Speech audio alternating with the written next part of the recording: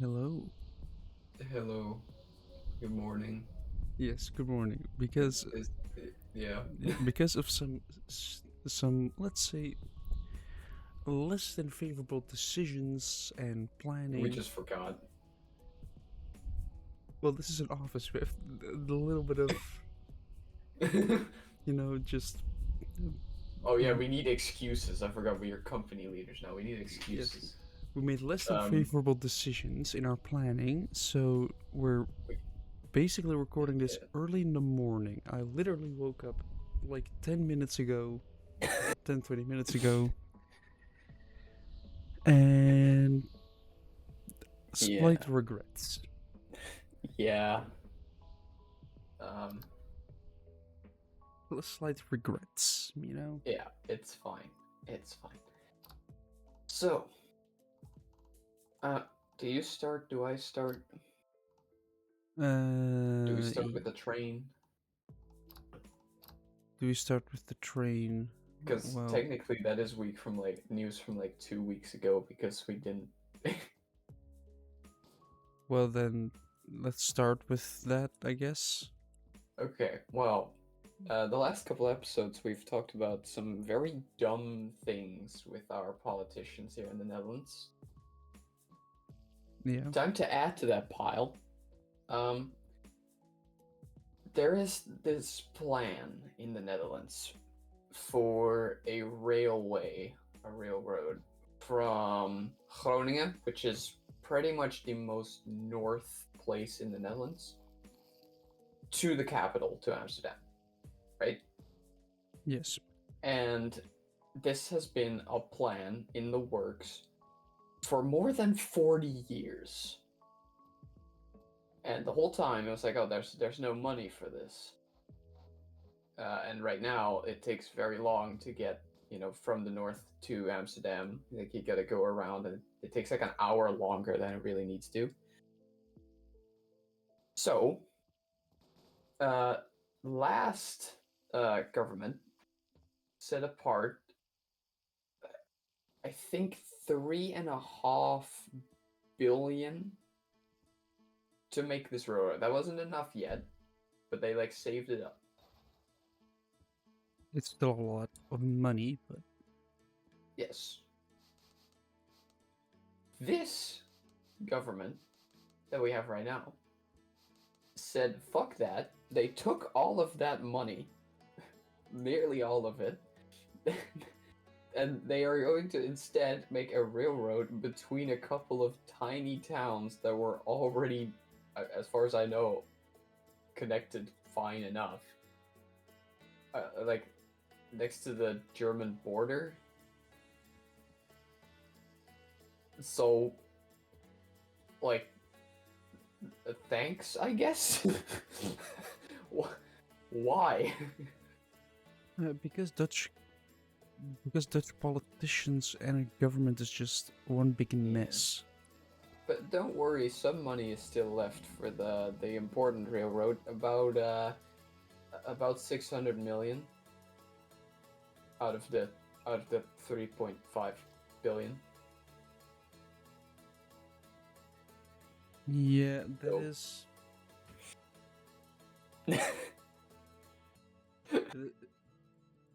It is a little bit scuffed. But at the same time, very typical for our politicians to do that. yup. Um. So yeah, and one of the parties is actually very proud of this decision for some reason, but they didn't want to say where the money came from. Yeah, you can Mm, know if if politicians made kind of bad decisions and stuff if they start to avoid questions. Like if you notice when they are like if they're proud of something, they will not shut up about it. Like yeah. they will not shut up about the fact that they've done something good because that's good publicity. But if they've done some stupid stuff where they've decided to do something and the people are not happy, then they will just avoid talking about it. They'll try to make sure that it kind of doesn't really get out all that much, because Yeah. then you'll be seen as less favorable, and as a politician you need to look as favorable as possible because you're a politician. Well, you tell Cherry Baudet that. Your entire job relies on popularity. If you if you're not popular with the people, you will not even have a job as a politician because they will just ignore you. You're saying that while recording a podcast. I mean, it's not a That job. It's not a job. But No, but it is the I same. think for us, it's not a job. For some people, it is. Yeah, we if it's your job, you're reliant on popularity as well. Yeah. Which is why it's always a risk to do this type of job, because especially if you're really reliant on it, and let's say an algorithm does its thing on YouTube, Yeah. then you are most likely going to suffer from a lack of money. But we're not done with the Dutch politicians because some other stuff happened. When will So they stop? well, there was in the news a few days ago that less people are looking for I don't know what to call this in English, but like when they flee their own country to come to another country, and then they ask if they can stay. Less people seek asylum. Yes, less people. Yeah. Okay, so our main party in the government right now is really, really against this, to the point that they added the most incompetent minister ever to to look after this. Like they gave her this to manage like the migration. And now they are like, hey, we are delivering. There's less, there's less people coming here. Funnily enough, though, as they tweeted that, they didn't send a link. They just sent a picture. Because if you were to click the link, you would see that it's not because of that. It's because in Syria, they just had a like the government there, or not the government. I don't know, like the leader. What's his name again? No idea. If I hear it, I know it. But like, he was kind of an asshole. They set him off. Like it fell. Their regime fell over there, and so now very few people feel the need to leave, which has nothing to do with a Dutch political party at all. So But they're still pretending that it's because of them. they're just trying to take Yep. credit for things they haven't done. Yes. That also shows a level of competence. Yep. And that level is, let's say, the basement. Yeah, pretty much. And like, as a train nerd or train spotter, like knowing that we could have had a corridor going all the way up, like to a place that's barely reachable from anywhere else, unless you want to spend multiple hours traveling. Well, by car it's fine. Yeah, by car it's fine, but try to go by train. You have a minimum travel time of like 2 hours, especially from where we live. It's a little bit of like a mess to go around. And that's annoying. Knowing that we could have had something better, but due to a very incompetent government, which with Dutch public transport, especially with the railway, has already been bad. Like, they need money. And the thing is, it's privatized, but the company is 100% owned by the government. Yeah. So technically it's not privatized, but it kind of is. Yeah. And then the government doesn't really give enough money.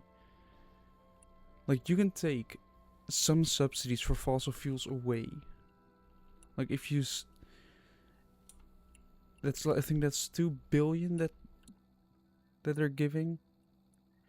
If you put that towards the public transport, you can just make it free. And that would not only boost the economy, because free public transport means that instead of having a car, people are going to go by train. Because Yes. a car costs money and a train doesn't at that point. Yeah. You will have to rely on more trains because more people are going to go by train, but now you have the budget for that, so you can actually get more of them Mm-hmm. and better trains. But also, the newer trains that we have kind of suck. Like, there are new trains coming pretty soon. Like, in a couple of years, there are going to be newer models.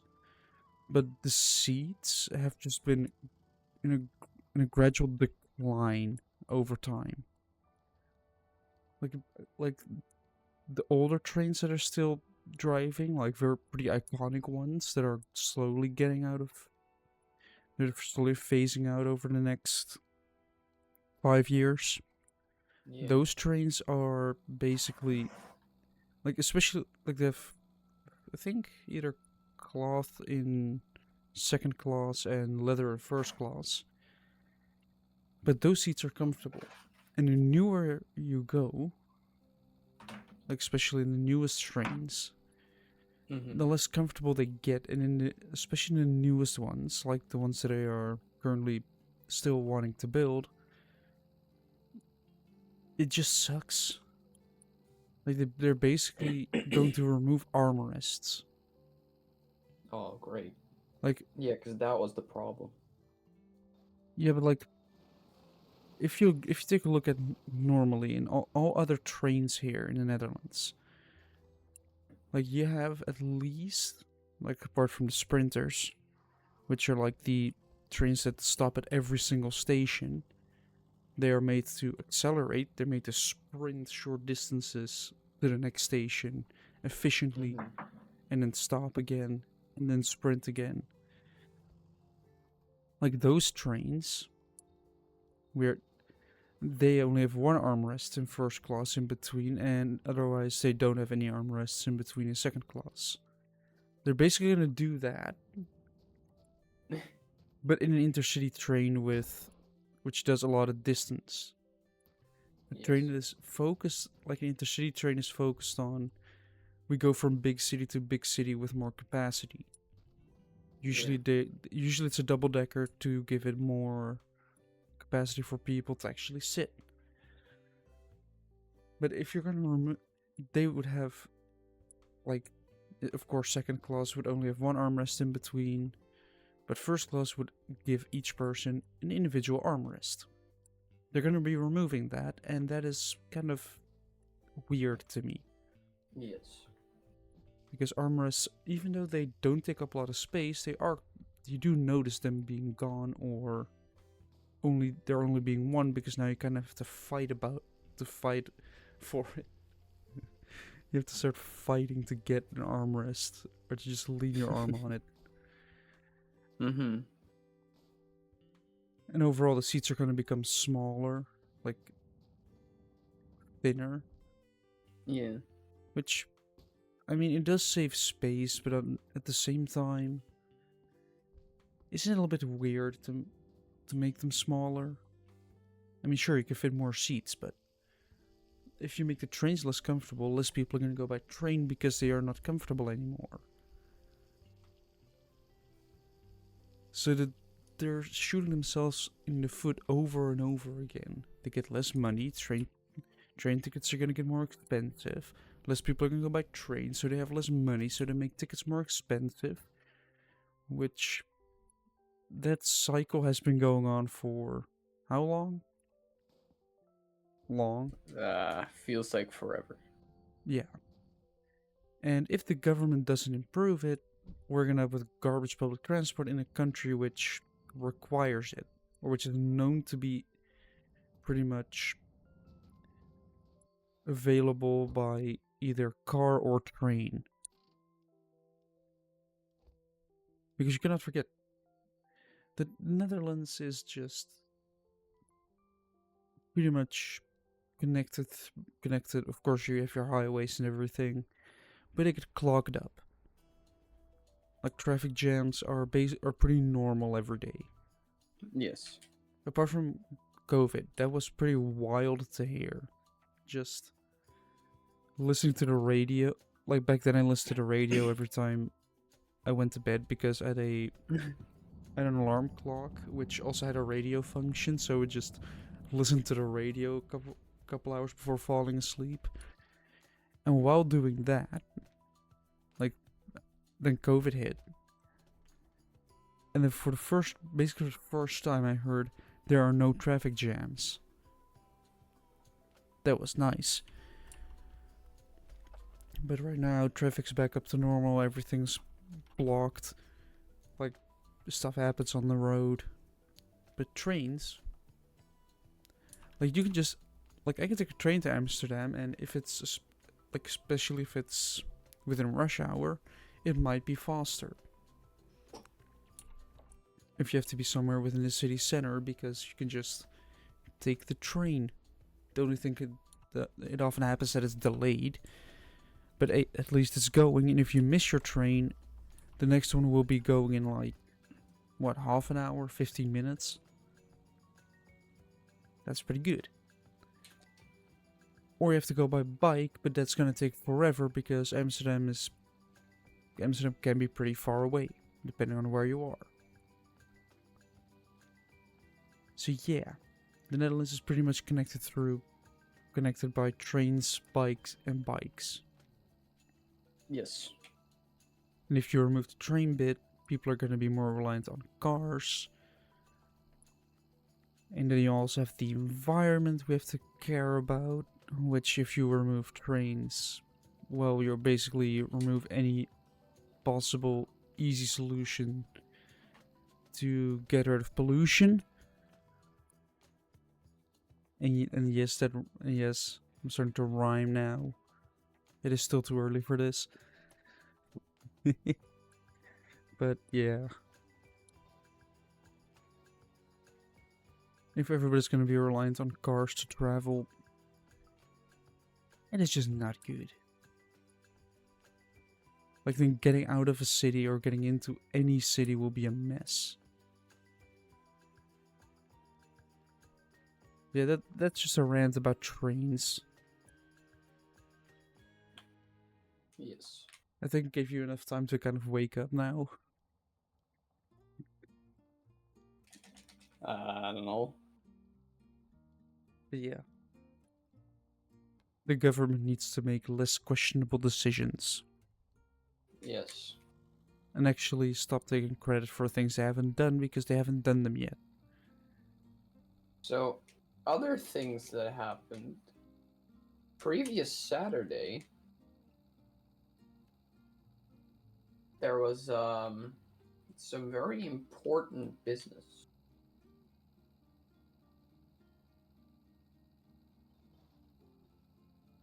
I can tell that you somehow do not know what I'm referring to.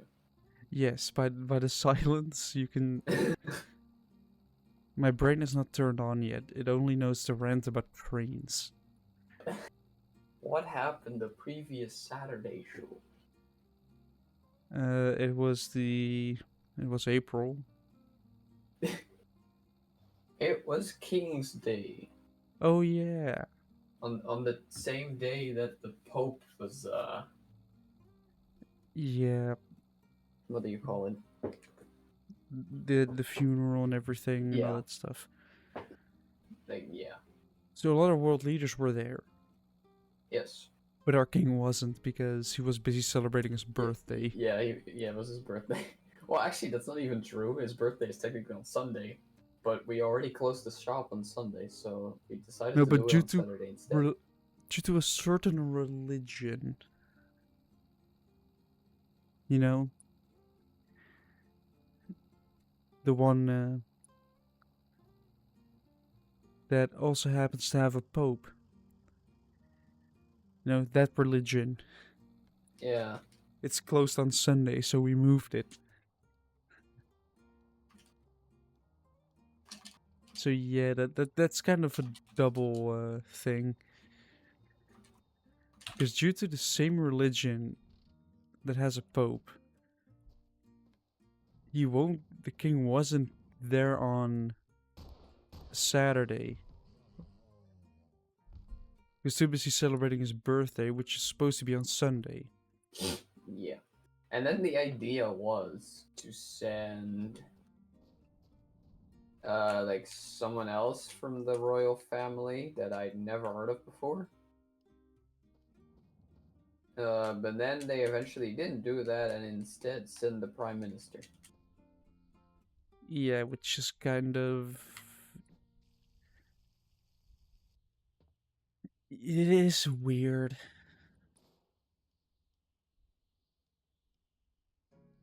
It is weird yet typical for for this Dutch government.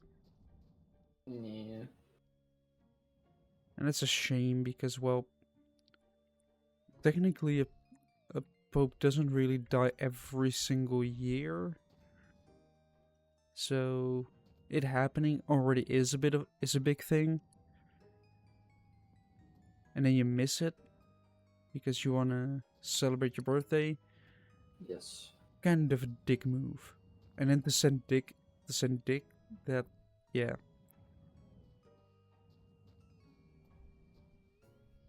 Yes, I I saw don't an know. opportunity and I took it.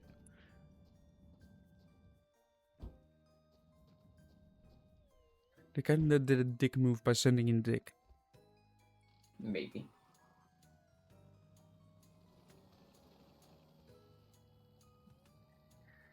I mean, how difficult is it to, like, also, little thing in between. GTA 6 got delayed yet again. Yeah. Like, they actually announced it on the news. I heard it on the radio yesterday. The Wait, GTA 6, really? yes. At what? At what Like, thing? that it got delayed to 2026. So we literally got a new pope that then died before we got GTA 6.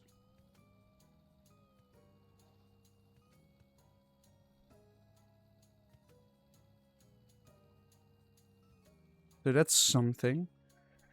Yeah.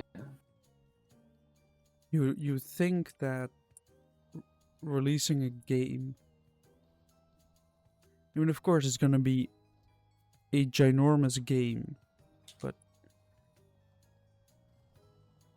Yeah. That like it's just I'm probably not gonna play.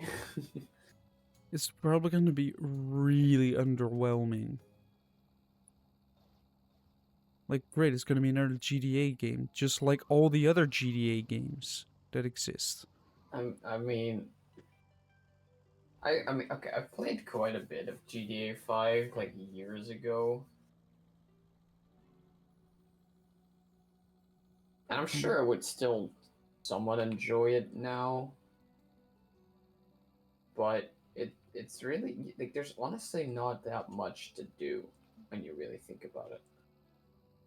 Yeah, apart from your basic stuff. Yeah, but like the main story, granted, I couldn't fully understand it at the time, but even then, I thought it was pretty boring.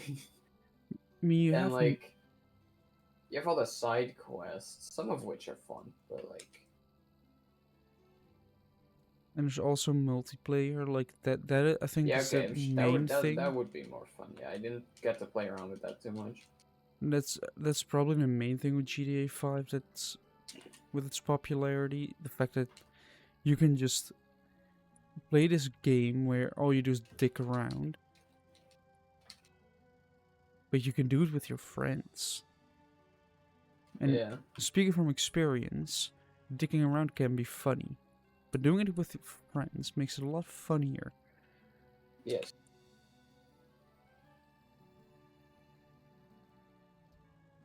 And that's just...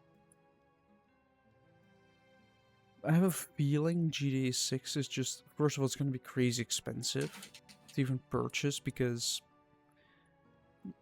the budget Perhaps. that it had to have to last to be in development for this long. And it's a... Can you even call it a AAA game at this point? Well, we've gotten to the point where studios are saying they're making quadruple and like 5A games, so both of those failed, by the way. It was like the Star Wars game and the like Outlaws, I think, and whatever the other game was even called, Skull and Bones. I don't know. It was like a pirate game. Probably Skull and Bones, yeah. They tried to do sort of Sea of Thieves type game where you just... bunch of people in boats, put them on an open map, give them some missions, give them treasure, and you can attack each other. It's just Yeah. the thing with games, it's just you have to do something decent. And also make it cheap. Like that's the reason games like Lethal Company, Repo, Content Warning, those games are pretty low budget games. Like they don't require a lot of money and a overpowered PC to run. They're inexpensive. If you turn your settings down, a lot of mid to low end PCs can still run them. Yeah. And they're fun to play with friends, although that can be a thing. If you don't really have anybody to play games with, then it can be really isolating because, well, now you don't have anybody to even play the multiplayer games. And you end up playing the game either on your own, which is boring, or not at all because there's not even an option. Or the game just becomes impossible due to the fact that it was made for multiplayer. Yeah, if you make it low budget, your game will automatically gain a little bit of popularity because, especially in today's economy with a lot of problems, having a cheap game is better than paying like 90. Well, I mean, some of the best games, like Hollow Knight, it's still one of the most influential games, even after 7 years. On a sale, you can get that for €5. Yeah. If you Like take a look, it's nothing. It's ridiculous. if you take a look at sim racing, like, yes, it can be really expensive to get into because it requires, well, either you're going to be doing it on a keyboard or a controller, or if you really want to spend money, you buy a steering wheel. But even with that, a pretty big game that a lot of people play, Assetto Corsa, I mean, it's pretty old at this point, but you can basically get the entire game for, like, including all DLCs for $8. And they have a game with all DLCs that is pretty well known, has a lot of online stuff as well, so you can actually do online sim racing and absolutely get punted in the first turn because people don't know how to brake. That's also a thing with sim racing, especially if you go into public lobbies. Like if you're a little bit decent, you're gonna run into that problem of, well, I'm trying to make it through a corner, like the first corner, but I won't because it's a tight corner. People are unfamiliar. Like they might know where to brake if they are at speed, but at the start you're standing still. Your breaking point is somewhere else. And then it turns into bowling. Because people at the front make it, like the first four maybe. Then some people at the rear start not breaking, but breaking others.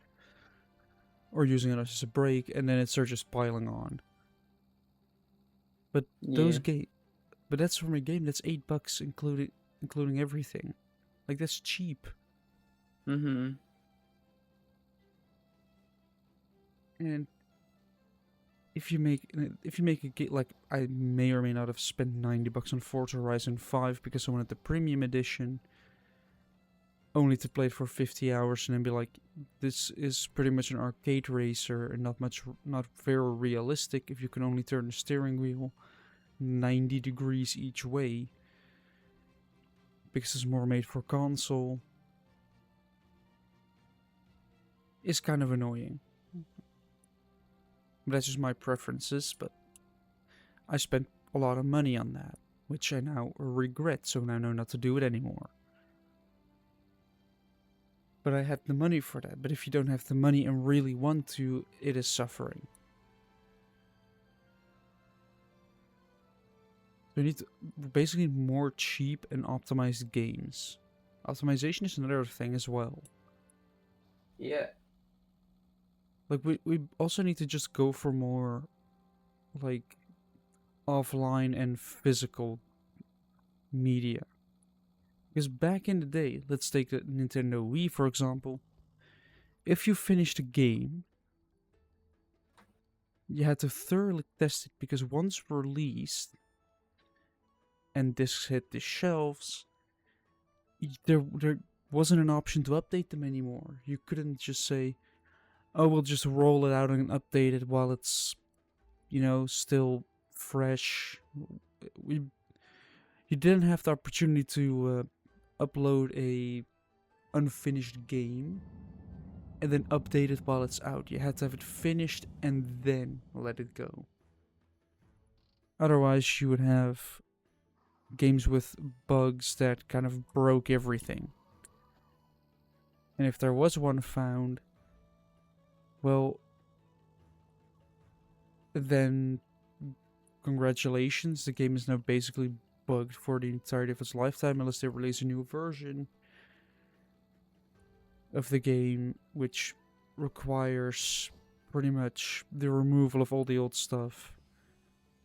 Mm-hmm. And then you have to put the new ones on the shelves. These days, it's let's release an unfinished game, like half a game. Let's release that first, and everything is gonna be online. Like everything's gonna be a live service game. Even though a big part of it is if it is like a campaign, maybe that's entirely offline, it's still going to be live service. So once the server shut down, you will not be able to play the offline campaign anymore. Yeah. Like if you wanna keep playing older games, it's gradually becoming more difficult. Depends. Well, yeah. There's like an era of games that it's like hard to play because like the really old stuff you can play anywhere. Yeah. Like And, especially Nintendo is still supporting their older, like well, their NES and SNES titles and things. they've recently stopped with the support for like the eShop, like the shops for the DS, Yeah, yeah, but yeah, yeah, yeah. But like, you can still get there if you have an online subscription. Then not only can you play online, you can also play their NES and SNES games. On the Switch. yeah, the games are basically ported to the new console. But if you want to play on the older consoles, you're a little bit stuck. Like you cannot go online. Yeah. But most of those games those older games aren't online anyway. Yeah. They were in the era where you still had split screen. That's also a thing that has just faded away gradually. Just back then you had split screen. Like if you played with two people, the screen would split in half and you would have two people together. Right now it is just, oh yeah, we'll just, like with the Switch, I mean it has its own screen, so you can just mess around with that. It has its own screen, so you could pretty much say, alright, well, if you want to play with three people together and they all have a Switch, just each use their own screen. But there is just, especially in the last, 5 to 10 years, probably more or less 5 years from 2020 onwards, they've really become more hostile towards playing it as it was back then. You pretty much have to go for or a live service, which will probably be shut down soon. You won't have any other way to play it. Or you have to get physical media, but again, with the Switch 2, that's kind of a problem as well. Because you'd think with the physical game, you would get the game if you bought it physical. But Nintendo's basically No, of saying course not. you're getting the physical thing, but it's basically just a physical. You're basically buying, instead of a digital license, you're buying a physical license. Yeah. Which I find rather disturbing. Actually, because that means that there's no longer any way to get it physically without pirating it or downloading it somewhere. And then you'd be playing it unlicensed. And Nintendo doesn't do well with that. They are known to be very strict with pirating their games. I mean, even if it's their older games. Yes, I mean it is illegal. Like it is in their right. To be fair, It isn't a right. I agree, but honestly, if you have an old game that isn't sold anymore, or it's too, please port Twilight Princess to the Switch. I beg of you. or if it's like the older, and just how difficult is it to let that go to the point where you can reliably say, yeah, you can sort of pirate it, just as long as you don't, like, in my opinion, as long as you don't distribute it afterwards, you should be fine.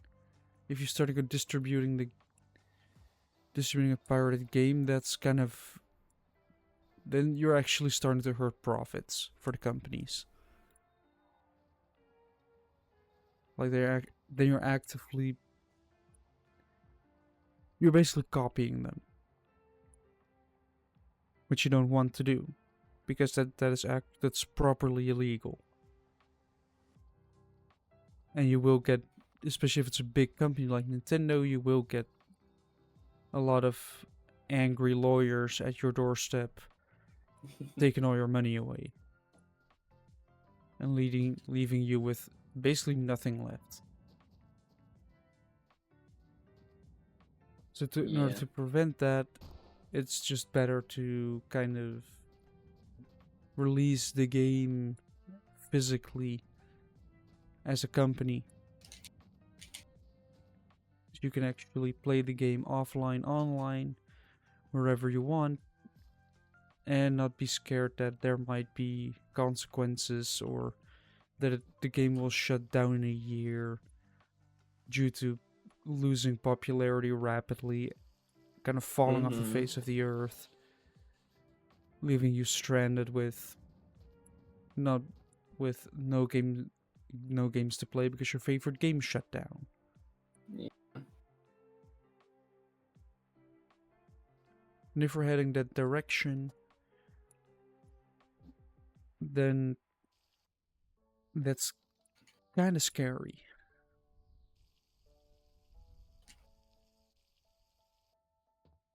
And I hope the big companies will see that threat, because if they see the threat of we might lose a lot of money if people aren't going to be buying our games anymore, because yeah, and especially with consoles and everything, like smaller companies still are really nice towards their community. You know, the small companies are, because they are reliant on they're not reliant on just big sales. You know, like big studios. They can just say, alright, we'll release this. A lot of people will buy it anyway, especially with EA and FIFA and all those games, which are just basically yearly reskins. Yeah. Like, you can pretty much rely on the sales for people that just buy it again and again and again. Yeah. But if you're a smaller company that does not have that ability, then you do have to be nice to your community. You're supposed to be nice to your community anyway. Mm-hmm. And not just release a reskin every year with probably a couple of new characters and maybe some reskins, but still have the layout almost the same. And yeah, Yeah. just there needs to be an improvement in gaming. Otherwise, I'm gonna rephrase that. There needs to be an improvement in Western gaming. yeah. Western big companies, because indie is, awesome. Yeah, the thing, now to think about it, it's probably that, like, companies became too big so they didn't have to fear any, like, market fluctuations or anything. They could just do whatever they want to do. So they become cocky and just ignore communities, which results in, well, what we're having now. But if you're going for indie games, they do not have that ability. Like I said, smaller studios are reliant on their communities. So if you then don't listen to them, your game will first of all flop heavily. Like, you will not get off the ground at all. You will just lose a lot of money, and that's going to be it for you. Yeah. Bankruptcy looms at that point. Yes. But if you do it properly, unless your community do it, you don't have to do what they say. Yeah. That's a bit weird. But just listening to them and not ignoring them anymore should give you some input. It should push the game in the right direction, gives what the community wants, makes it better.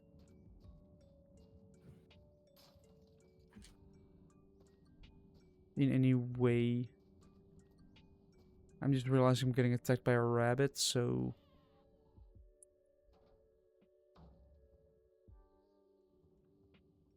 where's the thing? Oh, it's dead again. Alright. Yeah.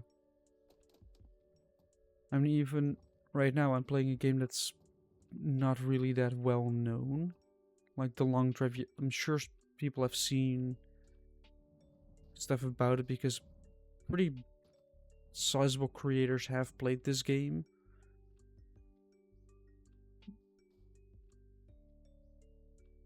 And that's also a thing that can boost your popularity. YouTubers. Like that's also a way of publishing your game. Just let a bunch of big YouTubers play it if they enjoy it and it looks good enough to watch and it gives good viewers. That's also a big boost in popularity for your game. Mm-hmm. But if it's too difficult to play, like for example Stormworks, like the game basically pushes new players away almost because of its difficulty.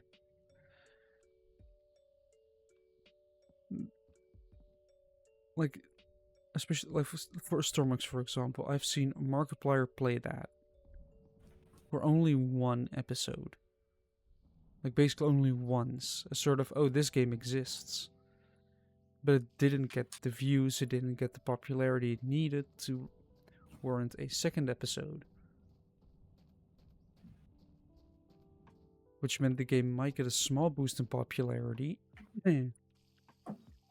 from just existing. Mm-hmm. Because, well, this YouTuber posted it, so it has to be decent. Yes. But then it kind of lost that traction as soon as they realized, wait a second, this game is incredibly difficult to play. Like, people buy the game, they realize it's no fun, and that kind of means the end of it already. Mm-hmm. So yeah, you kind of have to make your game proper way. When do we get Armored Core 4 and 4 Answer for modern consoles? I don't know. Not all They games just ported could. the first 3 generations. I don't know if they ported all of them, because the first 3 generations is like 12 games, but like... Not all games get ported to newer consoles. I know, but they are doing it more because they are realizing that people do want it. They're starting to realize that people want their old games. Yes. Because old games so, are Bloodborne fun. PC port when? You know, give me Super Paper Mario for the Switch. I might think about getting a Switch Lite. You know what the funniest thing is? What? A Sony employee has actually said that they know that not porting like PlayStation exclusive, especially older ones, to PC, like if they were to do that, we would literally just be printing money, and Sony just for some reason doesn't do it. It would. Yeah, because porting it to PC gives people that have a PC that can cost a lot of money. Speaking from experience here. And pretty soon you can as well. Mm-hmm. PCs are expensive. So you don't want to spend money on a console as well. That's just a waste of your money. But if you can play your favorite games that you may have had a console before you went to PC. But now you want to play those games that you've grown to love on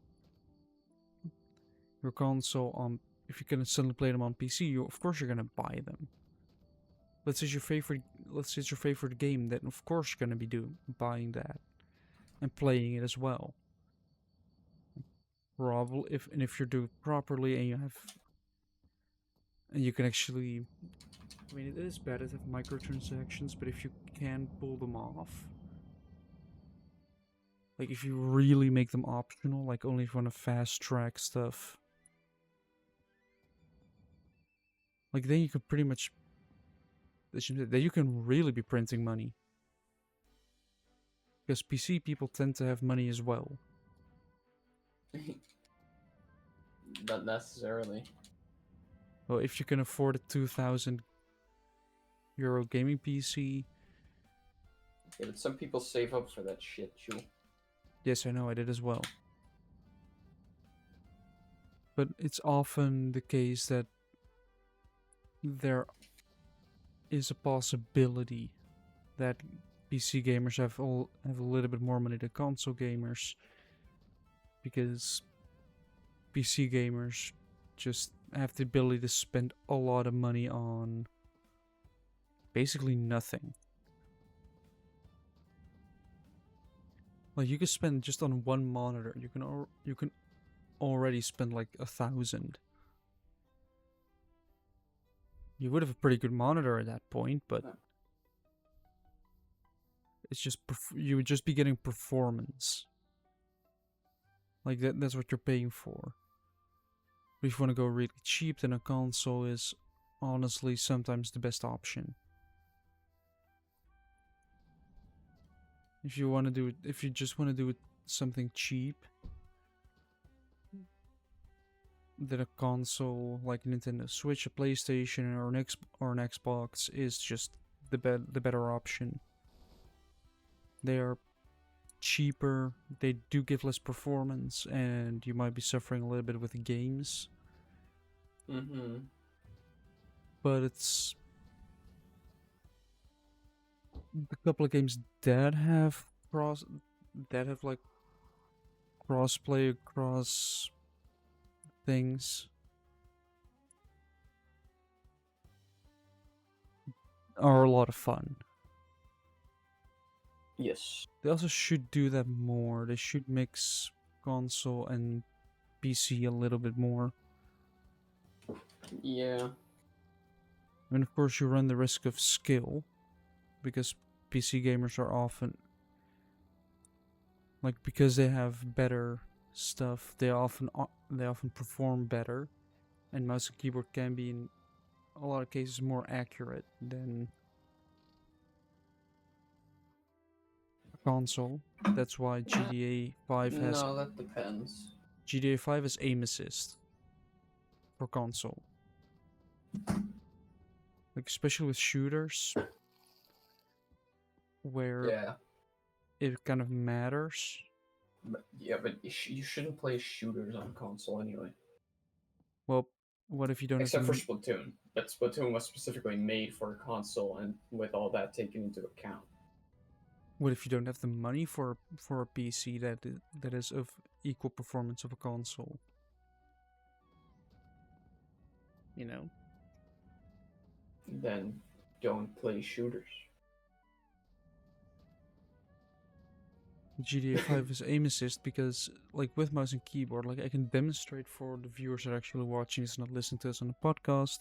You can move your mouse, you can just flick it around. Like, you can just look behind you all of a sudden. On console, you will not be able to do that, because you move the stick Depends one on way the and you game. just You start can do it in Armored moving. Core. Yeah, but unless there's a specific button for it. Yeah, there's in Armored Core they have something called a quick turn, and you have your boost button, but if you do boost and a direction simultaneously, then it will do your the mech and the camera into that direction instantly. Yeah, then the company has actually thought about that and given some more compatibility with Well, console. Armored Core was originally console. Like the first Armored Core games are only on console. 6 is the Yes. first one on PC. I'm pretty sure. So they had to base it on that to Yeah. begin with. Yes. Good. Because then if you do crossplay, it kind of equalizes the battlefield, and people with a console and a PC can both enjoy the game. Yeah. Because games should be enjoyed by everyone that wants to enjoy them. Well, yes, but with a caveat. Do not try to make the game for everyone, because no one will enjoy it. Jack of all trade, master of none. You'll get that scenario. Just make the game you want to make, and people will like it.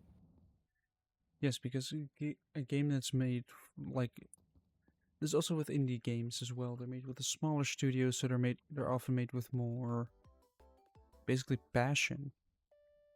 Yeah. Like people wanted to make that game, so they decided to put effort into it and actually develop it properly instead of saying, "Well, this is what makes money."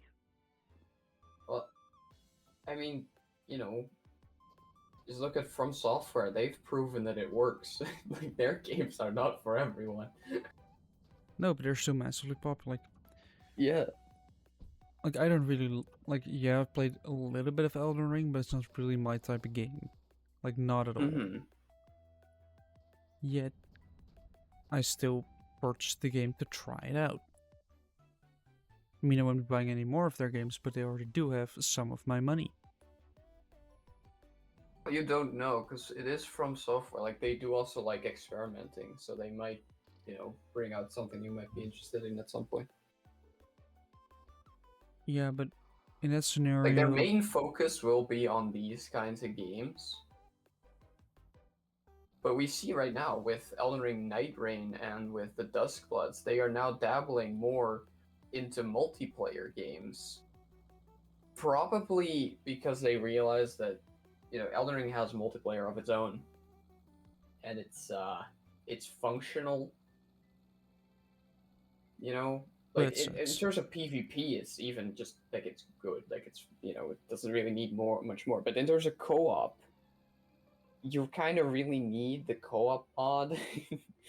um, Yeah, and that kind of goes for all of their games that have like Sekiro doesn't have multiplayer, but the all the other ones like Dark Souls and Bloodborne, they are pretty much the same, and it's an okay system, but I think they are now making two multiplayer games back to back to really experiment with that, probably to improve their single player experiences. yes. But Actually, could also on the topic of From Software, you were talking about like freaking what's it called, like performance earlier, like uh freaking optimization. yeah. The recent games are not optimized these days from AAA studios. It's because they all like focus way too heavily on graphics. But Nintendo and From Software keep proving continuously that that's like so not important so long as you just have good and cool designs.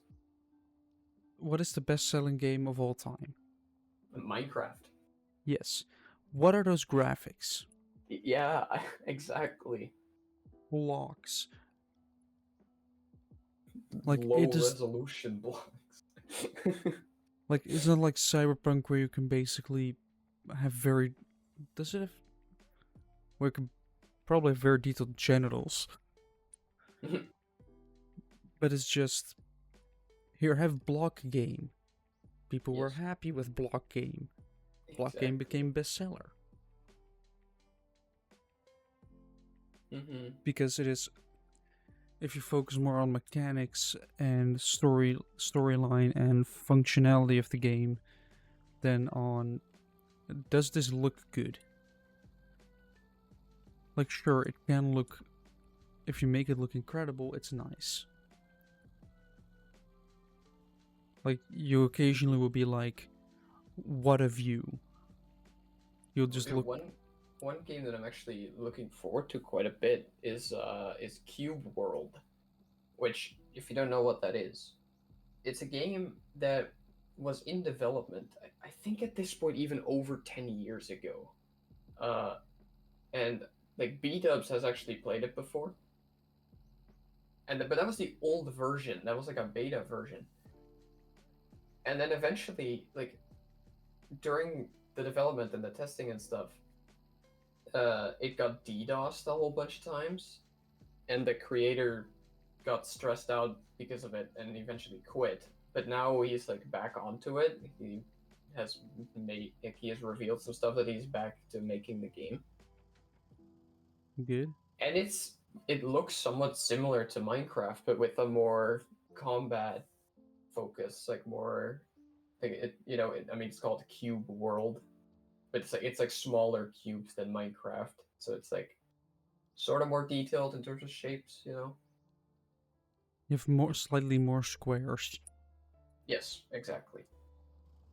And it actually, like, it looks really cool. Yeah, but it shows just if you want to have a good game, just make it with passion and love instead of money. Mm-hmm. Yeah. People will I, realize that this game is made with effort and people that really want that game to be just willed into mm-hmm. existence, then corporate said we need to make this game.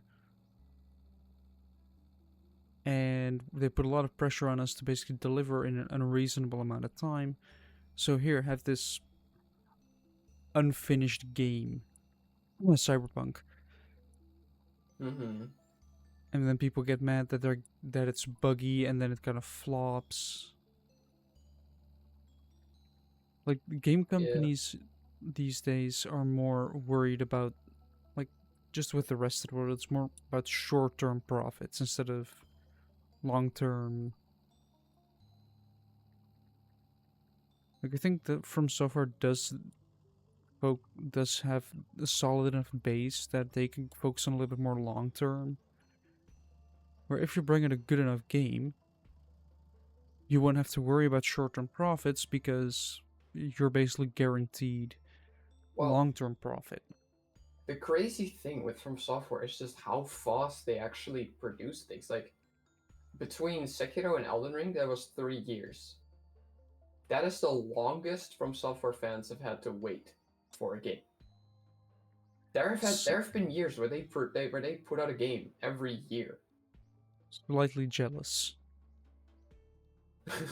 No, like literally, you had Dark Souls. A year later, Dark Souls 2. A year later, Bloodborne. A year later, Dark Souls 3. There is a lot of Dark Souls released after each other. Yes.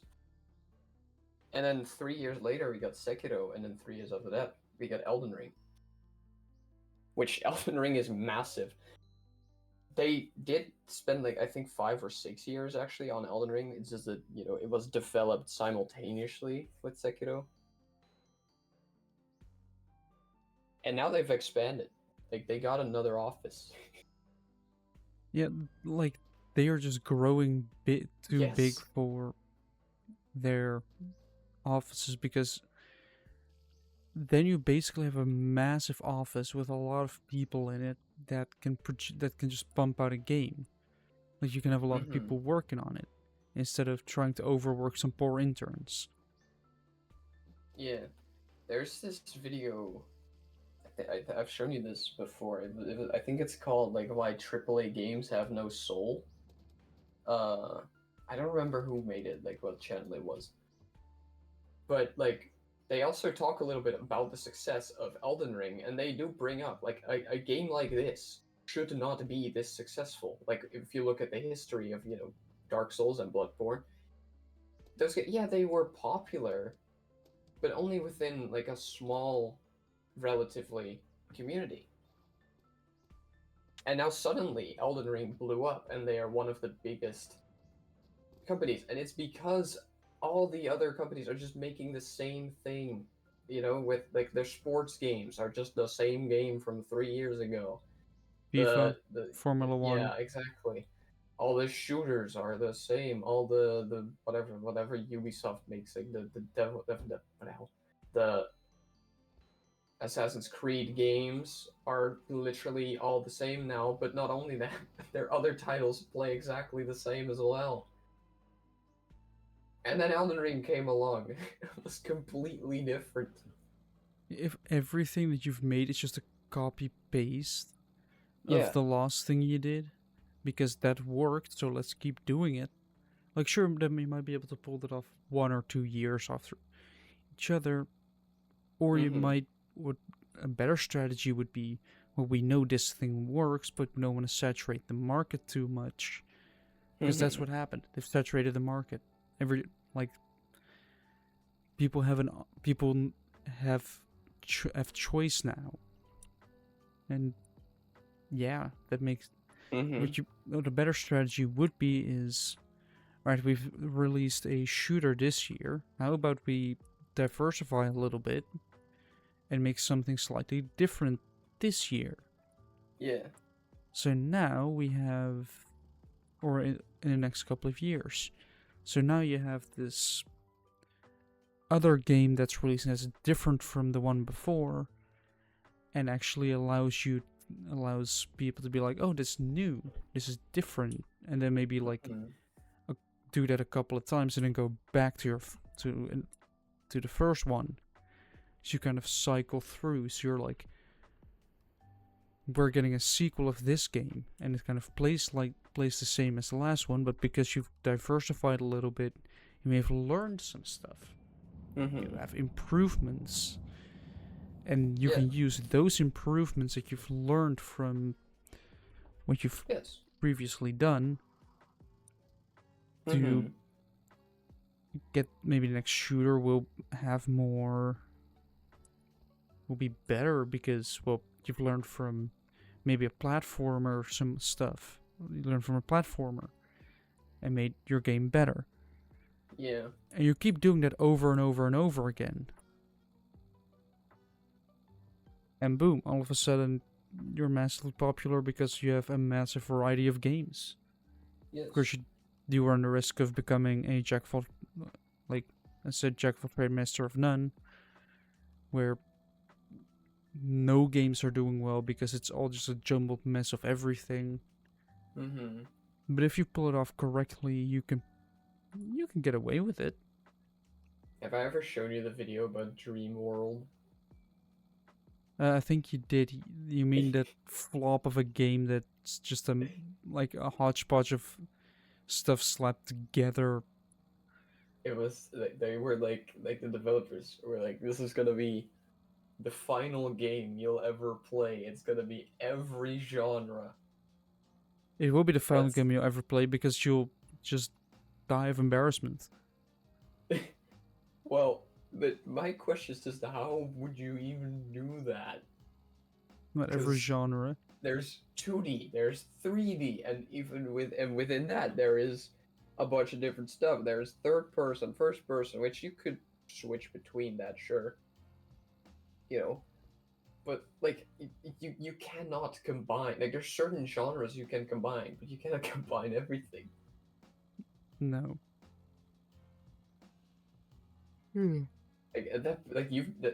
Unless they're saying they're making a game engine, but it didn't sound like that. No. Like, I have a very good example of that. Super Paper Mario. You have like these might be a little bit of spoilers, so if you're still planning on playing the game and you want no spoilers at all, just skip to a little bit further. But Mario has the ability to flip from 2D to 3D. So that combines both of them. But they do it in such a way where, well, first of all, you have a flip meter, so if you don't flip back to 2D in time, you lose health, which makes the 3D ability a bit more rare. But also, it gives an entirely new view, which can hide a lot of secrets. Like maybe this room is a dead end in 2D, but in 3D you can continue through the level. Like I haven't really seen anything like that, after that. Wow. You should play Metroidvanias. Yeah, I don't really play any, not really any 2D games. It's mainly 3D, but it is like the last, like my gaming history is basically with. It started out with a Nintendo Wii and Wii Sports and some other games and all that stuff. Then I went to a tablet, so basically going to mobile now. And that lasted for a while, and then I went to PC in 2016, which is 8 years ago. That's ugh. Like basically when I got my first laptop for school, the first thing I did with it was I downloaded Team Fortress 2. Like, that was basically the first thing I immediately did. And I've played pretty much 450 hours of Team Fortress 2 in my life. Because it's also a really good game, in my opinion. Of course, opinions may differ from person to person. Some people have never played it yet. I will get you to play it at some point, Jim. Yeah. I mean, I said multiple times, is there any other game where you can, at one point, be fighting with 24 people and then the next moment you're in one massive conga line?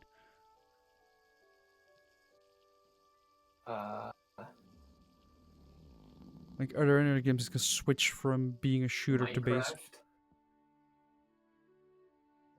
Not really. They can. In what way? In Yakuza without even being online? Yeah, I'll give you that one.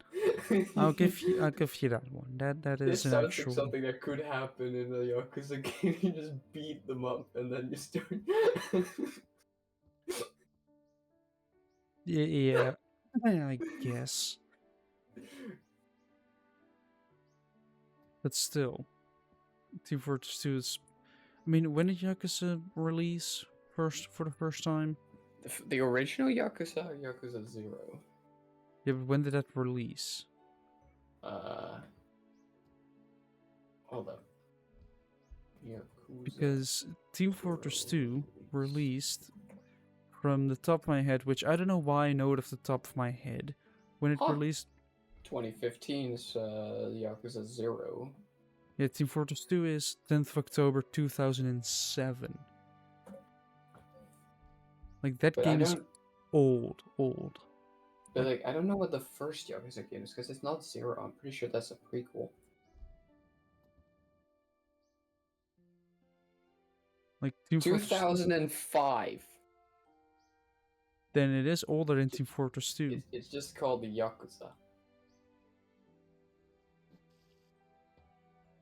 It was released in December 2005 in Japan and September 2006 internationally. Yeah, Team Fortress 2 was, I think, was released, as far as I know, globally on October 10th, 2007. Dude, And that was why does the game actually... Oh, okay. Oh, never mind. They are all screenshots from the remake. This is the original. I mean, of course, with remakes and like with those older games, you do run into the problem of graphics and or performance. Yeah, okay, well, as I said, graphics are not that important if you have cool designs, but if you're gonna make your game look realistic, then suddenly it does become important. Which is why I would usually advise against doing that, because it will look outdated in like 2 years. Yeah, if it's like that, then... Wait a minute, Yakuza Kiwami is on Switch? And I feel like you're going to be stuck playing another game. I will play the Kiwami games at some point.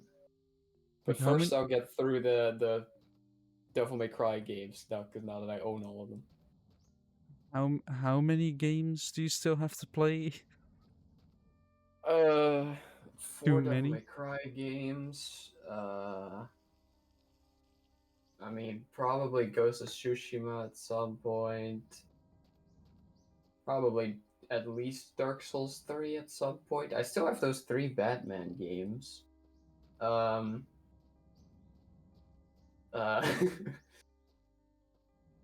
Silk Song is probably gonna release this year. Hopefully, please. Thank you. Yeah, right? Right? Your Paper Mario still exists. Yeah, probably. Let's see.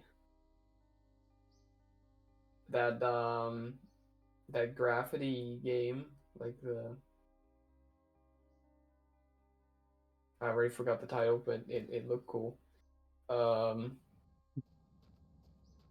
The rule of cool, as per usual. yes. The Yakuza Kiwami game, starting with the first one. I don't know if I would grow tired of the Yakuza games itself, because they are very long. At least if they're all as long as Zero, then, you know. Uh, but they are also very funny. And add Super Paper Mario to that because I am at some point getting you to play that game. Yeah. I'm hoping Crowsworn will release this year, but I don't know. Uh, what else? What else? Wanted Dead seems pretty interesting. Um, I don't know when Eden's Guardian is gonna release. And Notria, I still really need to play a Notria. Nine Souls. Uh, El Shaddai, Ascension of the Metatron HD remix or remake. What? It doesn't fit in. The title doesn't fit. All right, I still have 3 other Castlevania games installed.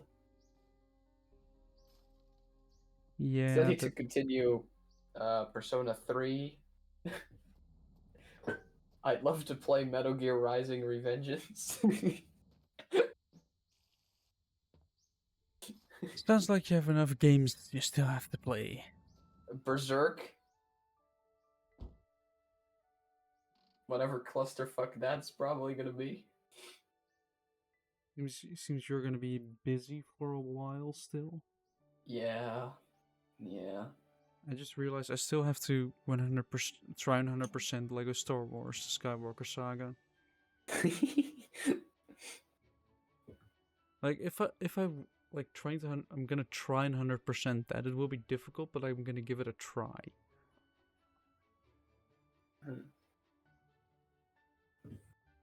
And also with games and popularity, especially these days, the memes. That's how Team Fortress 2 True. also lasted that long. Yeah. Like if you just make a very memeable game or characters, like I'm sure if I show everybody that's listening like Team Fortress 2 characters, you'll probably recognize them from somewhere. Yes. I Maybe also not. realized the Lies of P DLC is also releasing this year. Oh boy. Yes. Which means I should probably replay that game because it's been a while. And since they take this much inspiration from software, From Software's DLCs are usually a lot harder than their games. Hmm. So if that happens with Lies of P, I might want to, refresh my parry timing. Yes. Maybe want to freshen up on your skills. Yeah. Otherwise, there will be trouble. Yes. Yeah. This podcast basically been just gaming. Like some politics and some derailing decisions. How did we go from that to just talking about gaming for an hour? Good question. Speaking That, of, we might want to wrap it up so that you have time to upload this. well, if it will definitely won't be in time. No. But I mean, we've been going for an hour and 20 minutes. So Yeah.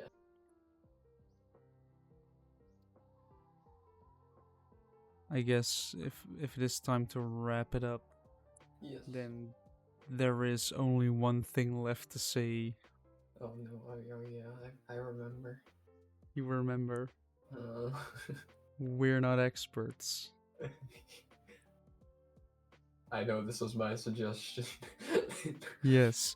Now suffer. we were here.